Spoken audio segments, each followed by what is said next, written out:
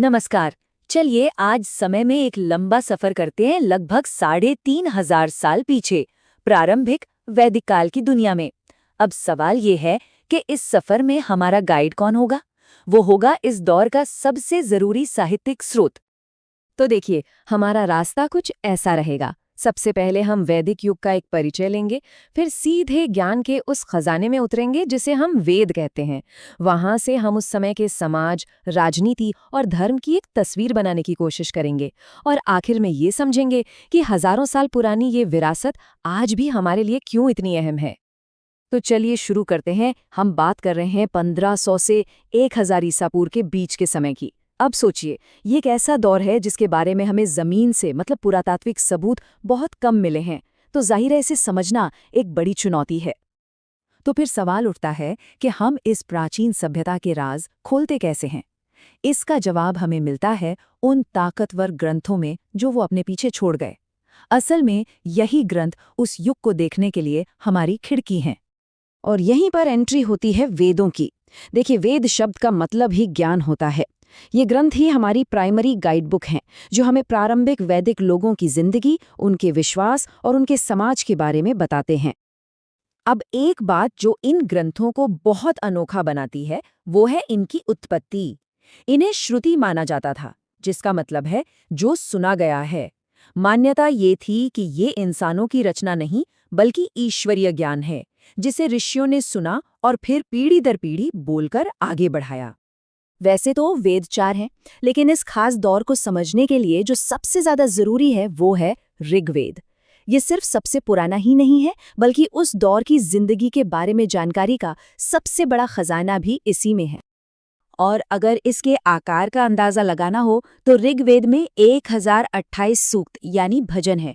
इन्हें 10 किताबों में बांटा गया है, जिन्हें मंडल कहते हैं। मतलब ये कोई छोटा मोटा ग्रंथ नहीं, बल्कि एक बहुत बड़ा और जटिल संग्रह है। तो ठीक है, इन ग्रंथों से हमें उस समय के लोगों और उनके समाज के बारे में पता क्या चलता है? आइए अब जरा ये देखते हैं कि ऋग्वेद उनके रोजमर्रा के जीवन की कैसी तस्वीर हमारे सामने रखता है। ऋग्वेद एक ऐसे समाज के बारे में बताता है जो मोटे तौर पर 4 ग्रुप्स में बटा हुआ था, जिन्हें वर्ण कहा जाता था। और यही सिस्टम उनके सामाजिक ताने बाने का आधार था।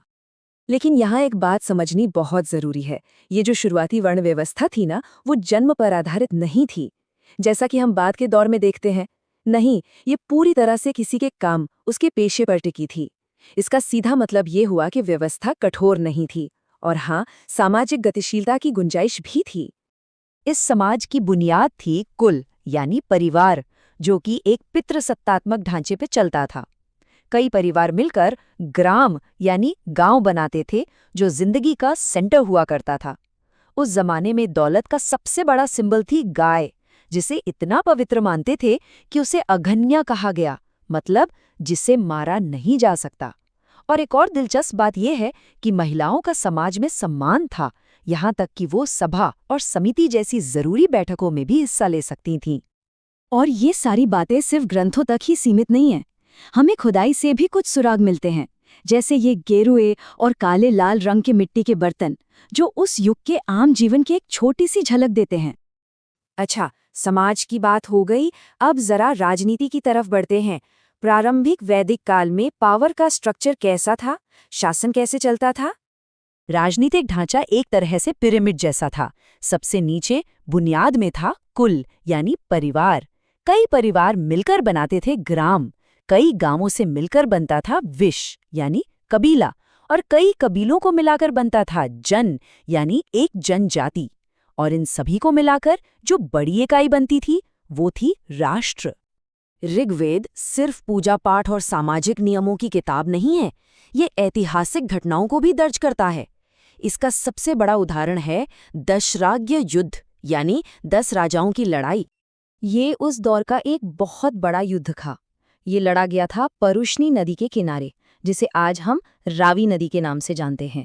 इसमें एक तरफ थे भरत जनजाति के राजा सुदास और दूसरी तरफ 10 राजाओं का एक गठबंधन, और जीत राजा सुदास की हुई। इस पूरी घटना का जिक्र हमें ऋग्वेद के 7वें मंडल में मिलता है। चलिए अब वैदिक लोगों की आध्यात्मिक दुनिया में झांकते हैं। उनका धर्म ज्यादातर प्रकृति की ताकतों की पूजा और यज्ञ जैसे अनुष्ठानों के इर्द गिर्द घूमता था। वैदिक देवता असल में प्रकृति की शक्तियों का ही एक रूप थे। सबसे अहम थे इंद्र, जिन्हें पुरंदर यानी किलों को तोड़ने वाला भी कहा जाता था। वो बारिश और युद्ध के देवता थे। फिर थे अग्नि, आग के देवता, जो इंसानों और देवताओं के बीच एक तरह से मैसेंजर का काम करते थे। वरुण ब्रह्मांडीय व्यवस्था के देवता थे, और जो मशहूर गायत्री मंत्र है वो देवी सावित्री को ही समर्पित है। प्रारंभिक वैदिक काल सिर्फ रीति रिवाजों और लड़ाइयों तक ही सीमित नहीं था। इसी दौर में उन गहरे दार्शनिक विचारों की नींव भी पड़ी जिन्होंने आगे चलकर पूरे भारतीय उपमहाद्वीप की सोच को एक नई दिशा दी। और ये हमें ले आता है उपनिषदों तक। इन्हें वेदांत भी कहते हैं, जिसका मतलब है वेदों का अंत।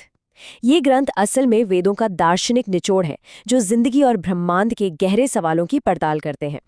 इन ग्रंथों से निकले कुछ विचार तो आज भी हमारी जिंदगी का हिस्सा हैं, जैसे कि सत्यमेव जयते, यानी हमेशा सच की ही जीत होती है। ये मुंडक उपनिषद से लिया गया है और आज भारत का राष्ट्रीय आदर्श वाक्य भी है। इसी तरह एक और जबरदस्त विचार है वसुधैव कुटुंबकम, जो महाउपनिषद से आता है। इसका मतलब है पूरी दुनिया एक ही परिवार है। सोचिए ये सार्वभौमिकता का नजरिया कितना पुराना है। तो हम कह सकते हैं कि दर्शन से लेकर व्याकरण और विज्ञान तक इन वैदिक ग्रंथों में जो बौद्धिक बीज बोए गए थे, वही आगे चलकर भारतीय ज्ञान परंपराओं का एक विशाल पेड़ बने। ये एक ऐसी विरासत है जो आज भी जिंदा है। तो आखिर में ये सवाल हमारे सामने खड़ा होता है कि हजारों साल पहले की एक प्राचीन दुनिया से निकले सत्य, व्यवस्था और एकता के ये विचार आज की इस मॉडर्न दुनिया के लिए क्या मायने रखते हैं। वाकई ये एक ऐसा सवाल है जो सोचने पर मजबूर कर देता है।